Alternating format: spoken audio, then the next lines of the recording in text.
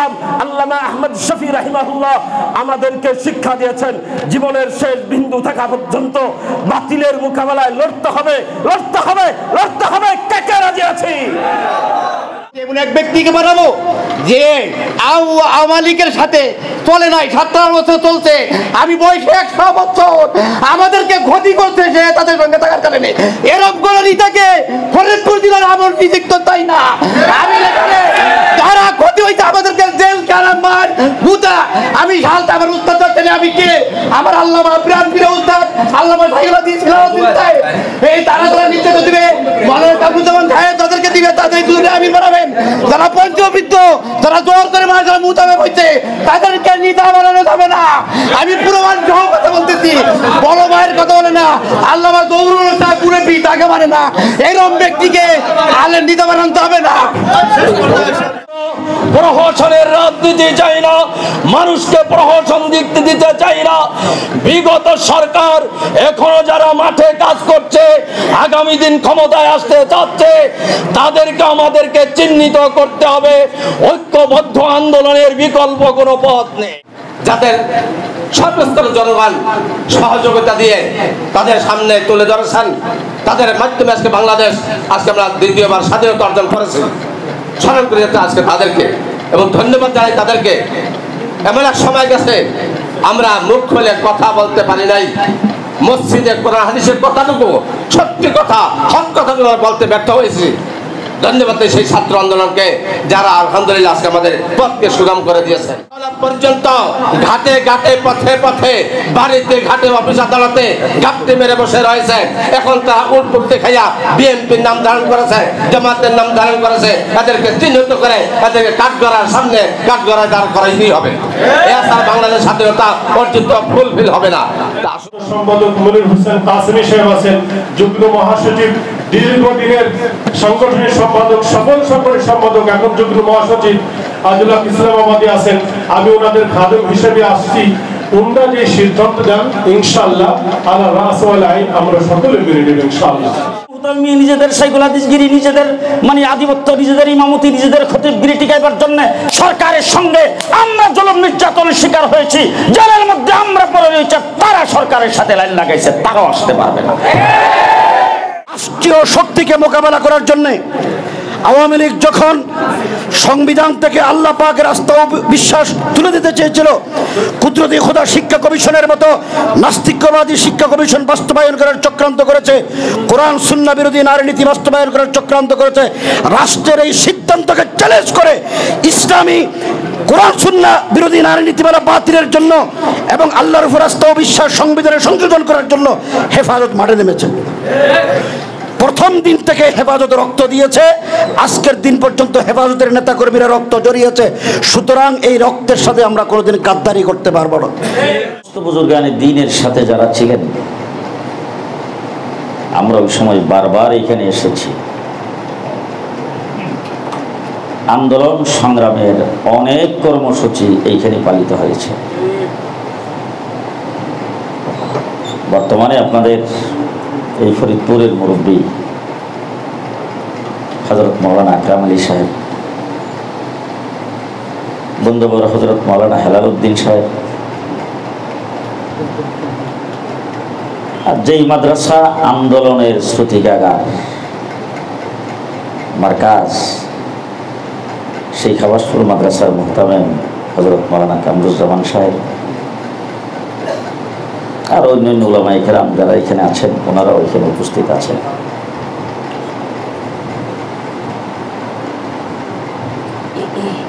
দেশের পরিস্থিতি আপনাদের জানা আছে।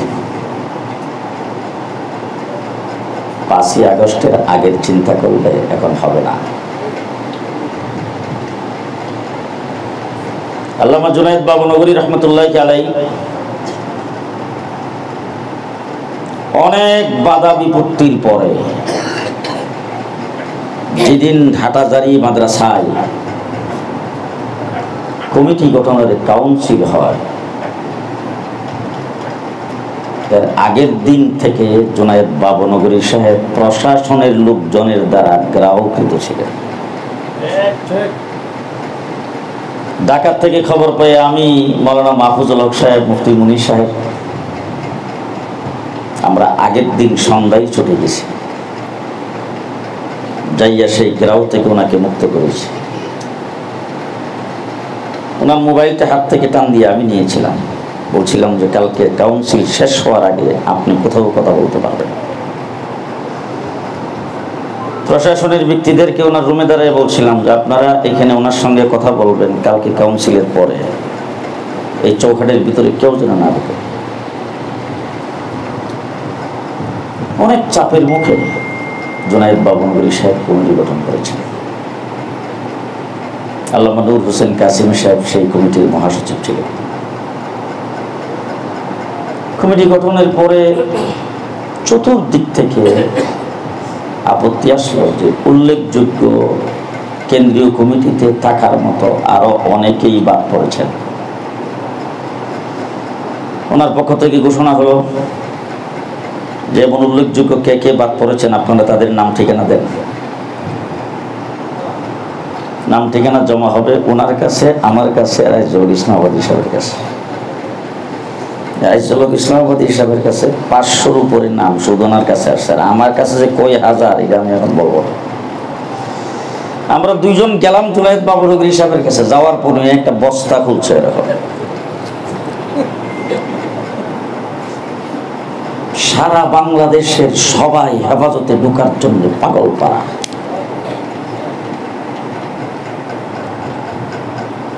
যে 2021 সালে আমরা কঠিন আন্দোলন করলাম কসাই মোদির বিরুদ্ধে, সর্বপ্রথম গ্রেফতার হয়েছে মৌলানা আজিজুল হক ইসলামাবাদী। তার 4 দিন পরে আমি গ্রেফতার হয়েছি। এর ভিতরে প্রেস ক্লাবে যাইয়া সাংবাদিক সম্মেলন করে পদত্যাগ, এক একজন প্রশাসনের ডিসি, এসপি, বিভিন্ন প্রশাসনের স্তরের বিভিন্ন লোকজনের কাছে যাইয়া আমরা হেফাজতে নেই, হেফাজতে আমরা নেই। কথাটা কি বাস্তব বলতেছি না? বাংলাদেশের 56,000 বর্গ মাইলের ভিতরে অন্তত 12,000 আলেম ওলামা একরাম তৌহিদি জনতা মাদ্রাসার ছাত্রদেরকে গ্রেফতার করে বৎসরের পর বৎসর কারাগারে রাখা হয়েছে। ওই সময় আমাদের কিছু লোকজন আওয়ামী লীগের মন্ত্রী, এমপি, আওয়ামী লীগের বিভিন্ন পর্যায়ের নেতাদের সাথে এবং প্রশাসনের বিভিন্ন পর্যায়ের ব্যক্তিদের সাথে গভীর সম্পর্ক রেখে চলেছেন। মৌলানা মামুনুল হক সাহেবের একটা বক্তৃতা আমার বারবার মনে হয়, জেল থেকে বের হয়ে এসে বলছিলেন যে সবকিছু সহ্য করতে পারি, অন্তত এইটুক সহ্য করতে পারি না যারা আমাদের উপর জুলুম নির্যাতন করেছেন, তাদের চাটুকারিতা যারা করেছেন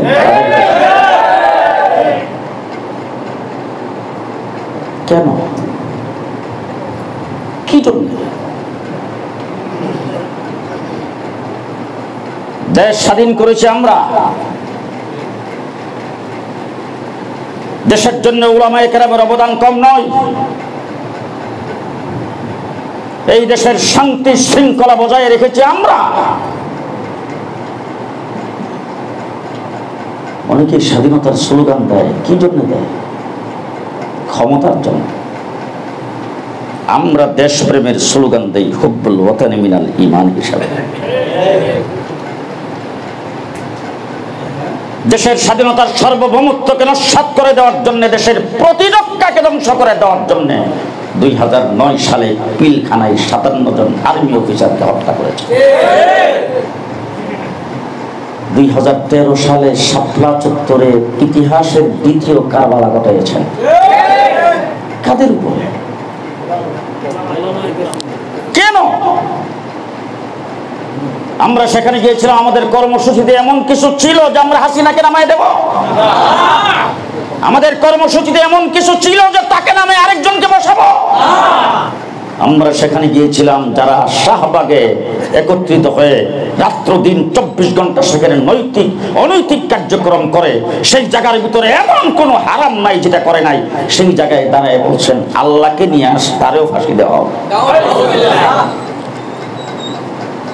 সেই জায়গার ভিতরে রাসূল সাল্লাল্লাহু আলাইহি ওয়াসাল্লাম সম্পর্কে যারা কটূক্তি করেছেন, মুহাম্মদুর রাসূলুল্লাহ সাল্লাল্লাহু আলাইহি সাল্লামকে আবু জেহেল গালি দিয়েছে।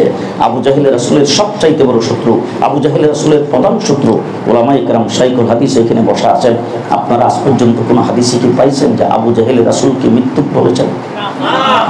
আবু জেহেল রাসূলকে চরিত্রহীন বলেছেন?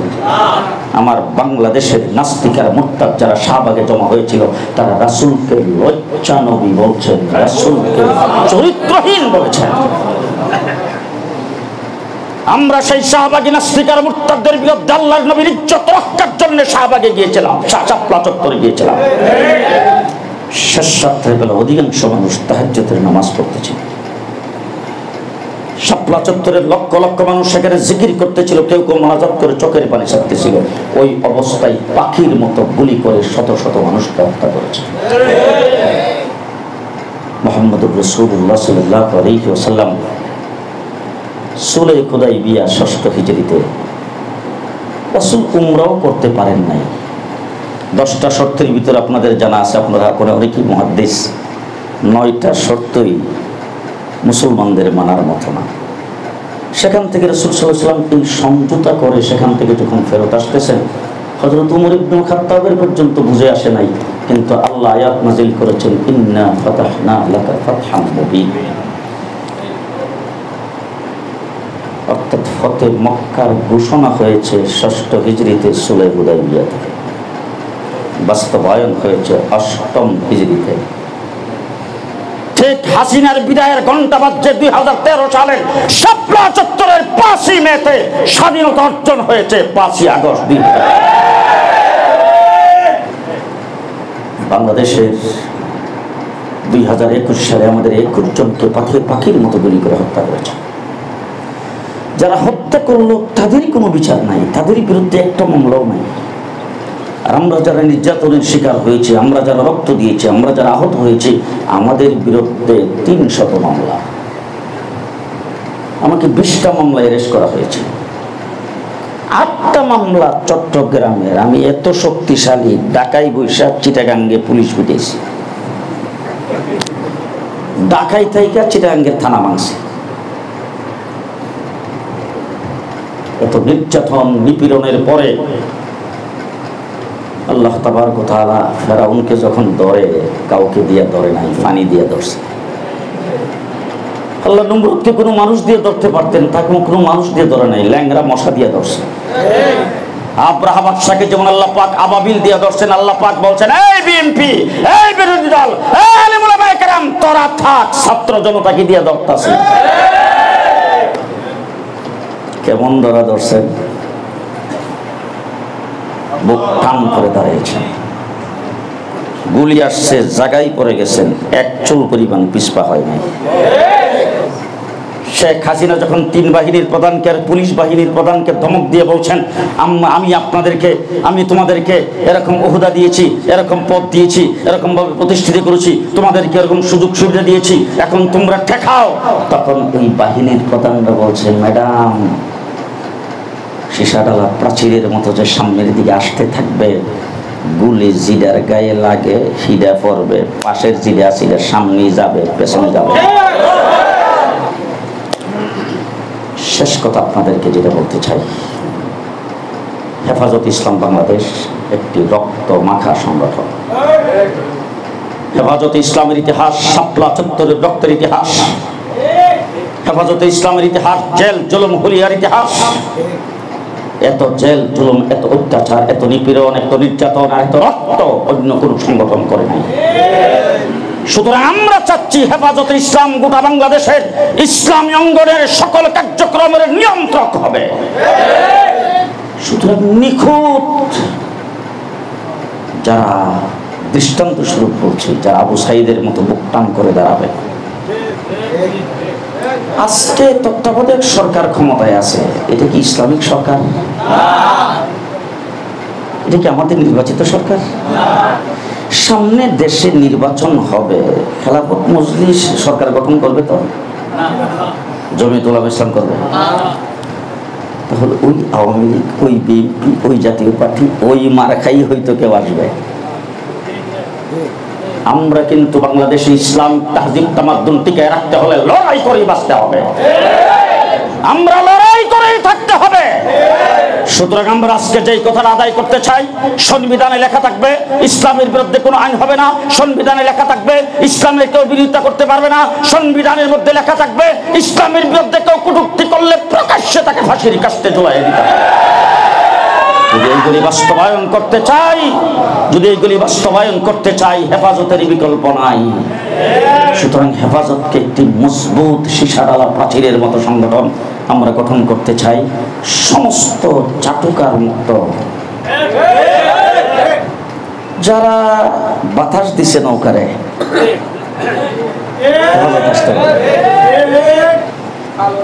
যারা নিজেদের মুহতামি, নিজেদের শাইখুল হাদিসগিরি, নিজেদের মানে আধিপত্য, নিজেদের ইমামতি, নিজেদের খতিবগিরি টিকাইবার জন্য সরকারের সঙ্গে আমরা জুলুম নির্যাতনের শিকার হয়েছি, জেলের মধ্যে আমরা পড়ে রয়েছে, তারা সরকারের সাথে লাইন লাগাইছে, তারাও আসতে পারবে না। সুতরাং এই সিদ্ধান্ত নিয়ে আপনাদের এখানে এসেছি। হেফাজত ইসলাম আল্লাহ মাহমুদ শফি আপনাদের এখানে আসছেন, বিশাল সমাবেশ। জুমার নামাজ হয়েছে রাজপথে। জুমার পরে আমার একজন বলেছে, হুজুর জীবনের এই প্রথম দেখলাম রাজপথে ফরিদপুরে জুমার নামাজ। সুতরাং এই ইতিহাস যদি হয়ে থাকে, তাহলে আপনারা যারা এখানে এসেছেন আপনাদের সকলকে বলব, আমাদের কেন্দ্রীয় কমিটির বিজ্ঞ উলামায়ে কেরাম নেতৃত্ববৃন্দ এখানে আগমন করেছেন, ওনাদের পক্ষ থেকে আলহামদুলিল্লাহ সুম্মা আলহামদুলিল্লাহ। আপনারা এখানে যারা বসেছেন, আমি হয়তো অনেকের নাম জানি না, কিন্তু চেহারাই কিন্তু চিনি। আর এইখানে যারা বসেছেন তারা তো মাওলানা হাফেজ কবির আহমদ সাহেব, উনি আমার বিআই হিসেবে, হেলালুদ্দিন সাহেব আমার বিআই ডাকতেন, আর 81 সন থেকে ওনারে চিনি। আর এই দলা হুজুর তো আগের থেকেই পরিচিত, কিন্তু এখন আবার বিআই, উনিও বিআই। সেই হিসাবে এখানকার যারা আছে সকলকে চিনি। আমাদের হেফাজত ইসলামের অন্তর্ভুক্ত রাজনৈতিক দলগুলির মধ্যে খেলাফত মজলিস, বাংলাদেশ খেলাফত মজলিস, জমিয়ত উলামা ইসলাম, নেজাম ইসলাম পার্টি, আরেকটা দল আমাদের সাথে ছিল কিন্তু তলে তলে ইলেকশনে গেছে। এই যদি ইলেকশনে না যাইতো তাইলে হাসিনা কিন্তু এতদিন থাকে না। গত নির্বাচনে যারা ইলেকশনে গেছে তারা ইলেকশনে যাইয়া হাসিনাকে এতদিন পর্যন্ত রাখছে। এই জন্য আমরা তাদেরকেও এখন সাথে রাখতেছি না। বাকি যেগুলি আছে সেইগুলির সমন্বয়ে আমরা একটা কমিটি উপহার দেব আপনাদেরকে। আশা করি আপনারা আমাদের কথাগুলি মানবেন। হ্যাঁ, পরবর্তী যদি কারো কোনো প্রশ্ন থাকে, নেতৃত্বের কোনো সমস্যা হয়, চলমান অবস্থায় আপনারাই তো দেখবেন। আপনারা যখন আমাদের কাছে প্রস্তাব করবেন, এটা কি কোনো কোরআন যে পরিবর্তন করা যাবে না? পরবর্তীতে আমরা হয়তো কেউ যদি ইন্তেকাল করে, তাইলে সেই জায়গায় কি লোক আসবে না? কারো সম্পর্কে যদি প্রশ্ন থাকে কিংবা কেউ যদি নেতৃত্ব পরিপূর্ণভাবে না দিতে পারে, তাহলে আমরা সেটা পরিবর্তন করব। কিন্তু আজকে যেটা আমরা আপনাদের সামনে ঘোষণা করব, আল্লাহর হস্তে মেহেরবানি করে আপনারা সকলেই মেনে নেবেন ইনশাআল্লাহ। আল্লাহ কবুল মঞ্জুর করুন। সকলে বলেন আমিন। হযরত মাওলানা, আমি এখন তো আমাদের এখানে তো অনেকেই উপস্থিত আছেন, আমি অনুরোধ করবো হযরত মাওলানা মনির হোসেন কাসেমি সাহেব, না ঘোষণার আগে দুই কথা আপনি বলে ফেলাম, একটু নসিহত স্বরূপ হযরত মাওলানা ইজজুল ইসলামবাদী সাহেব, আমাদের এই নাইবে আমির হযরত মাওলানা মহিউদ্দিন রব্বানী সাহেব, ওনারা আছেন, ওনারা আপনাদের সামনে সংক্ষিপ্ত সময়ে কথা বলবেন, এরপর আমরা কমিটির কার্যক্রমটা ঘোষণা করবো ইনশাআল্লাহ।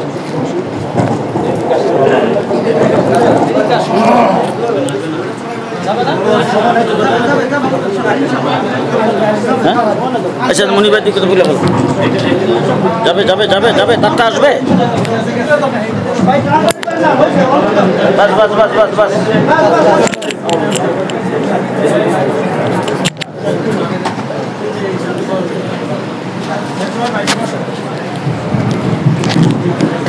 نحمده ونصلي على رسوله الكريم अम्मा बाद।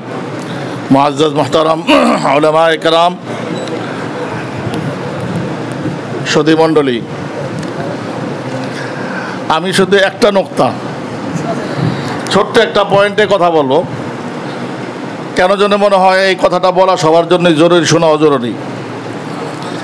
আমরা বলে থাকি কথায় কথায় সব জায়গাতেই হেফাজত ইসলাম অরাজনৈতিক সংগঠনের নাম, কথা ঠিক কিনা?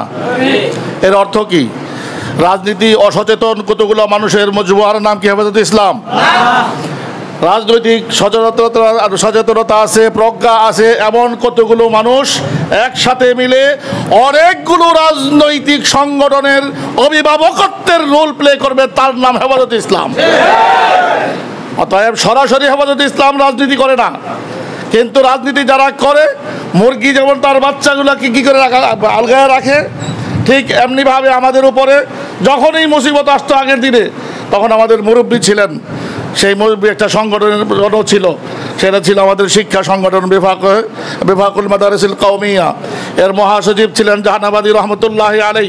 যে কোরআনের সংকট আসলেই দৌড়ায় রাখতেন, আশরাফ আলী সাহেব কই, নুর হোসেন সাহেব কই, আমিন সাহেব কই, সকলকে এক করে তারপরে সুরাহার ব্যবস্থা করতেন, দরকার হলে আন্দোলনে ডাক দিতেন, ঠিক কিনা? তাহলে সেই জায়গাটায় যারা এখন বসে আছে তারা নিজেরাই অসুস্থ হয়ে আছে, ঠিক না? ওখান থেকে এই আওয়াজ আর আমরা পাই না এখন, বিধায় বাধ্য হয়ে ওলামায়ে কেরাম আরেকটা জায়গা তালাশ করতেছে। অভিভাবকত্ব যারা করতে পারে, এই ধরনের অভিভাবকত্ব করতে পারে একমাত্র হেফাজত ইসলাম। এই জন্য হেফাজত ইসলাম এক অর্থে কি অরাজনৈতিক, আরেক অর্থে রাজনৈতিক দলসমূহের অনেকগুলো ইসলামী রাজনৈতিক সংগঠন সমূহের কি অভিভাবক। এই অভিভাবকত্ব মেনে নিতে আমাদের কোনো আপত্তি আছে? আলহামদুলিল্লাহ, হুজুর যেই কথা একটু আগে বলে গেছেন, বিগত ফেরাউন, লেডির ফেরাউন হাসিনাকে টিকায় রাখার জন্য যারা ইলেকশনে কি করেছেন, পার্টিসিপেট করেছে, অথবা দুধ কলা খেয়েছে, অথবা তাদের সাথে দহম মরহম রেখেছে, এমন কোন মানুষের যেই হোক না কেন হেফাজতে তার জায়গা হবে না। একদম মুখলিসিনের জামাত যারা নাকি আগামী দিনের যে কোনো সরকারের সামনে আবার কি করতে পারে, বুকের পাটা শক্ত করে দাঁড়াতে পারে, এমন সব আলেমদেরকে নিয়েই কি হবে, হেফাজত হবে ইনশাআল্লাহ। যে কোনো ভাবেই হোক এই দেশে হেফাজতকে প্রতিষ্ঠিত করতে হবে, ইসলামের হেফাজতের উদ্দেশ্যেই এই কথা বলেই আমি আমার বক্তব্য শেষ করছি। আসসালামু আলাইকুম রহমতুল্লাহ।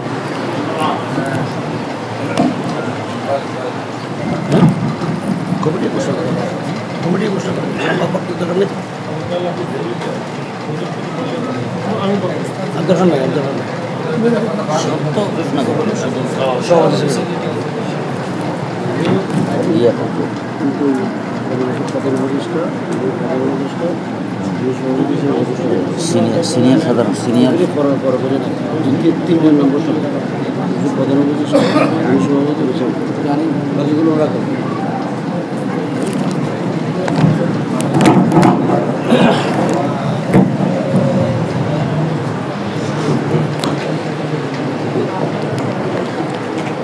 সবাই দরুদ শরীফ পড়ি। আল্লাহুম্মা সাল্লি আলা মুহাম্মাদ ওয়া আলা আলি মুহাম্মাদ কামা সাল্লাইতা আলা ইব্রাহিম ওয়া আলা আলি ইব্রাহিম ইন্নাকা হামিদুম মাজিদ।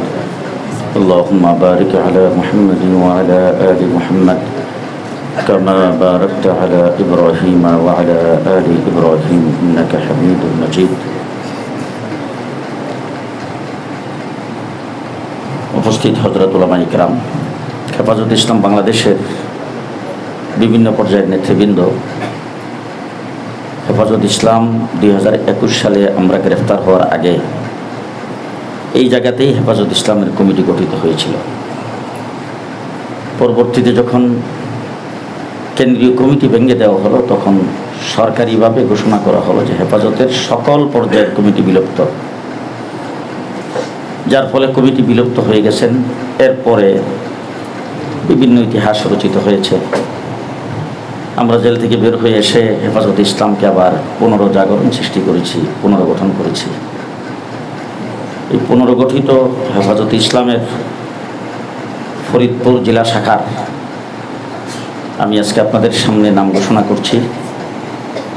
আমরা যারা দায়িত্বে থাকবো, যারা থাকবো না, যারা এখানে উপস্থিত হয়েছি, আমাদের উদ্দেশ্য আমি মনে করি একমাত্র আল্লাহ পাকের রেজামন্দি। দ্বিতীয় কোনো উদ্দেশ্য কারো থাকলে একটু বলতে পারেন? আছে? একমাত্র আল্লাহ পাকের রেজামন্দি। আমি হেফাজতে ইসলাম করি আল্লাহ পাকের রেজামন্দির উদ্দেশ্যে। আমি আমার নেতৃবৃন্দকে বলছি, যেখানে আল্লাহর রেজামন্দি নেই সেই কাজে আমি যাব না, সেই কাজে আমি যাব না। এই জন্যে আমরা সবাই আল্লাহ পাকের রেজামন্দির জন্যই সব কথা মেনে নেব। হেফাজতে ইসলাম ফরিদপুরের জেলা শাখা কমিটির প্রধান উপদেষ্টা হযরত মাওলানা আকরাম আলী সাহেব, এই কমিটির সভাপতি হযরত মাওলানা শাইখুল হাদিস হেলাল উদ্দিন সাহেব, কমিটির সেক্রেটারি হযরত মাওলানা কামরুজ্জামান সাহেব, এই তিনজনের নাম আমরা ঘোষণা করলাম।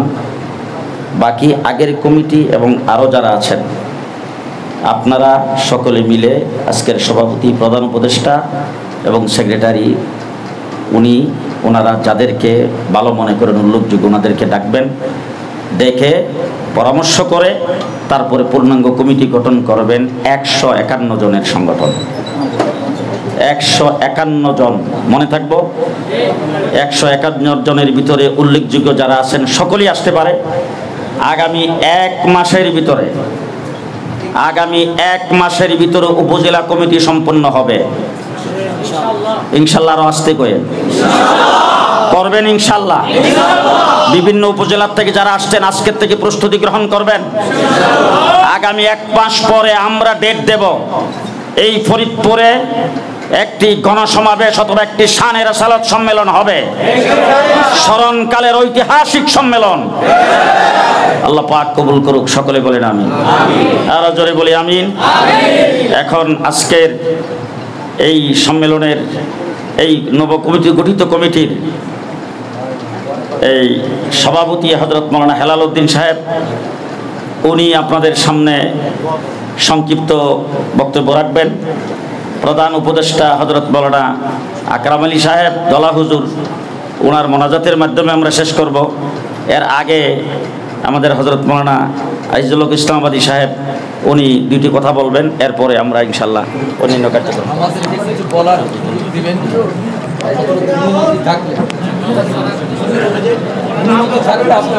বলতে পারি কি